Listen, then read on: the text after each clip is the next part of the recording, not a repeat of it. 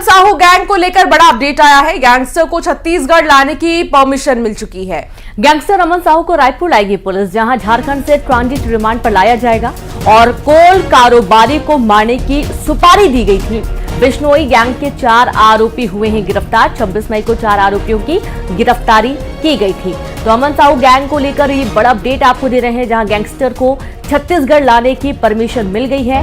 Gangster अमन साहू को रायपुर लाएगी police, जहां झारखंड से ट्रांजिट रिमांड पर इसे रायपुर पुलिस लेकर आएगी।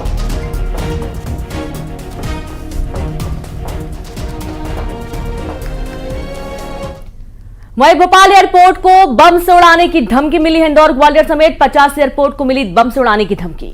ईमेल में देश के 50 एयरपोर्ट को बम से उड़ाने की धमकी दी गई है। इसका जिक्र किया गया है। भोपाल एयरपोर्ट डायरेक्टर रामजी अवस्थी ने पुलिस को सूचना दी। आधिकारिक मेल आईडी पर मेल आया था। ईमेल मिलते ही सीआईएसएफ ने एयरपोर्ट पर सर्चिंग की है। चेकिंग के दौरान कोई सस्पेक्टेड चीज नहीं मिली है। देश के 50 ऐसे एयरपोर्ट्स जिन्हें बम से उड़ाने की धमकी मिली है, उनमें से एक भोपाल एयरपोर्ट, इंदौर ग्वालियर समेत कई ऐसे एयरपोर्ट हैं जिन्हें बम से उड़ाने की धमकी दी गई। तो इंदौर ग्वालियर समेत 50 एयरपोर्ट्स को बम से उड़ाने की धमकी और ईमेल के माध्यम से ये धमकी दी गई है और इस दौरान तुरंत चेकिंग की गई है और ईमेल मिलते ही सीआईएसएफ अलर्ट हो गई। हालांकि चेकिंग के दौरान कुछ भी नहीं मिला।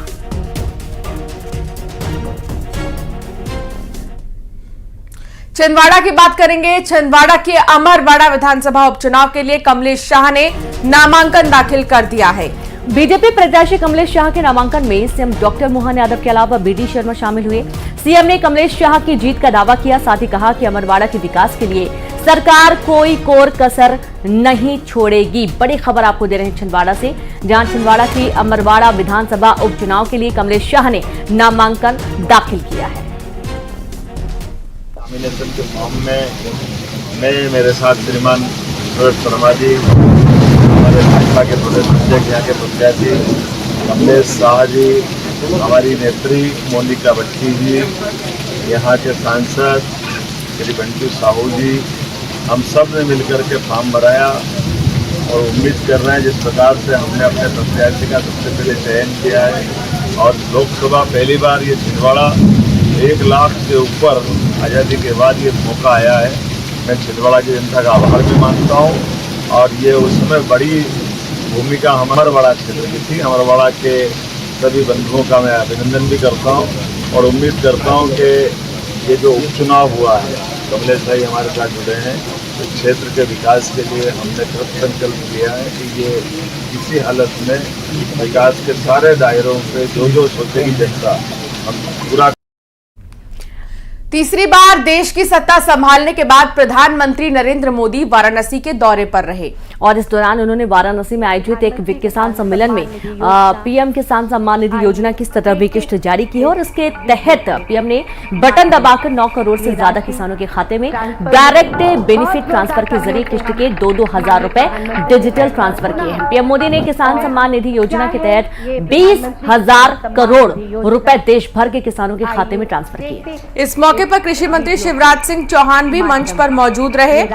आप तस्वीरों में देख सकते हैं उत्तर प्रदेश के मुख्यमंत्री योगी आदित्यनाथ, देश के प्रधानमंत्री नरेंद्र मोदी, इसके अलावा कृषि मंत्री शिवराज सिंह चौहान और पूर्व में मुख्यमंत्री रह चुके आनंदीबेन पटेल भी यहाँ पर हालांकि दिखाई दी। ये कई चेहरे मंच पर और सबसे पहला फैसला, सबसे पहला जो साइन है उन्होंने कृषि से जुड़े फाइल पर ही किया। प्रधानमंत्री ने शपथ लेने के ठीक बाद और आप देख सकते हैं शिवराज सिंह चौहान भी यहाँ पर मौजूद रहे। इस वीडियो के माध्यम से ये राशि ट्रांसफर हो गई। कृषि भारतीय अर्थव्यवस्था की रीढ़ है और किसान उसकी आत्मा है और भारतीय जनता पार्टी का तो मानना है कि किसान ही भगवान है और किसानों की सेवा भगवान की पूजा है। और इसी भाव से लगातार प्रधानमंत्री नरेंद्र मोदी जी और भारतीय जनता पार्टी की सरकार किसानों के कल्याण के काम में लगी है। ये किसान और खेती के प्रति प्रतिबद्धता है प्रधानमंत्री जी की, हमारी सरकार की, कि पहली फाइल अगर प्रधानमंत्री बनने के बाद कोई साइन की उन्होंने तो किसान सम्मान निधि किसान के खाते में डालने की फाइल साइन की। और आज पहला कार्यक्रम भी अगर हो रहा है तो किसानों के बीच ही हो रहा है। आज प्रधानमंत्री जी सिंगल क्लिक से लगभग 9.25 करोड़ किसानों के खाते में 20,000 करोड़ रुपया डालेंगे।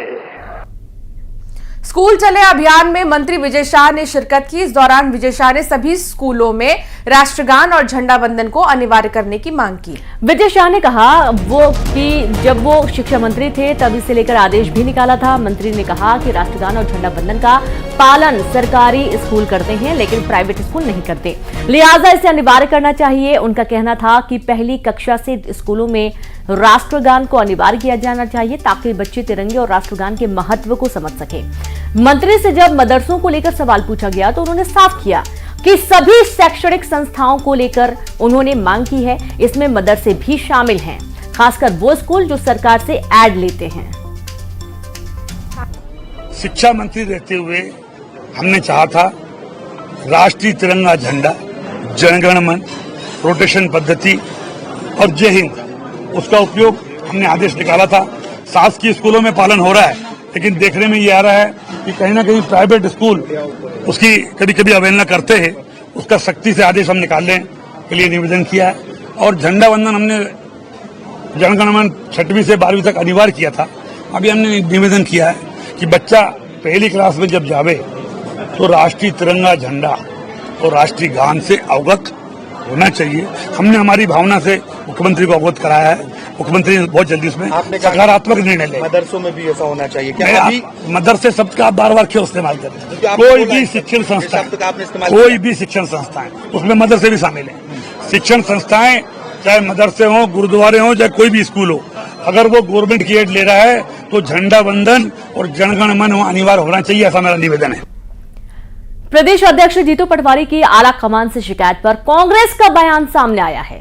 कांग्रेस प्रवक्ता आनंद जाट का कहना है कि कांग्रेस अभी परिवर्तन के दौर से गुजर रही है।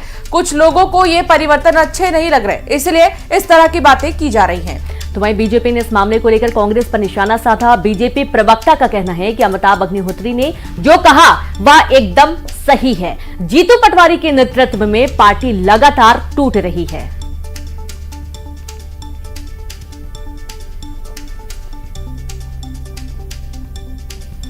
जीतू पटवारी जी ने जब से मध्य प्रदेश कांग्रेस पार्टी की कमान संभाली है वो चौपट नाथ साबित हुए हैं कांग्रेस पार्टी के लिए। आपने देखा किस प्रकार से उन्होंने कांग्रेस पार्टी को शून्य पर लाकर खड़ा कर दिया है। छिंदवाड़ा जो कांग्रेस पार्टी की एकमात्र सीट थी वहां पर भी भारतीय जनता पार्टी ने अपना झंडा फैलाया है और 1 लाख से ज्यादा मतों से हम जीते हैं।